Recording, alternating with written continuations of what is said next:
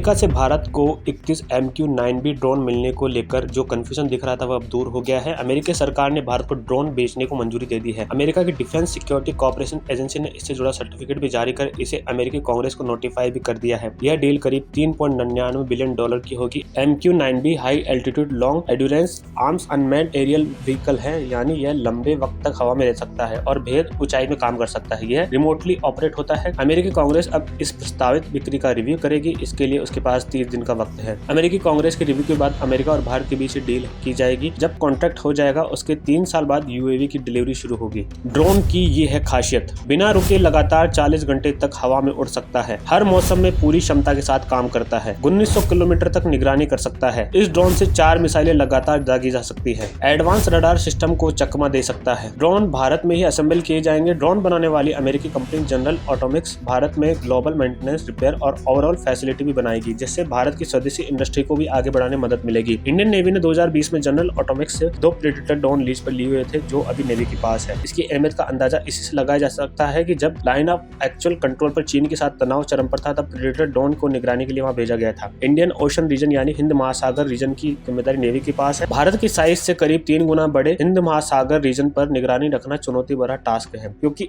East coast से करीब 5000 kilometre आगे तक तो वेस्ट कोस्ट से करीब 8000 किलोमीटर आगे तक की पूरी निगरानी करनी होती है। लगातार निगरानी नहीं रखी जाएगी तो पता नहीं चलेगा कि दुश्मन के शिप की क्या मूवमेंट है। हिंद महासागर रीजन से ही भारत की ऊर्जा जरूरतों और कमर्शियल सामान का ट्रांसपोर्ट होता है। दूसरे देशों की प्राइमरी एनर्जी की जरूरत यहीं से होकर जाती है। हिंद महासागर रीजन की निगरानी में नेवी को मिलने वाले नए 15 प्रेडेटर ड्रोन अहम होंगे।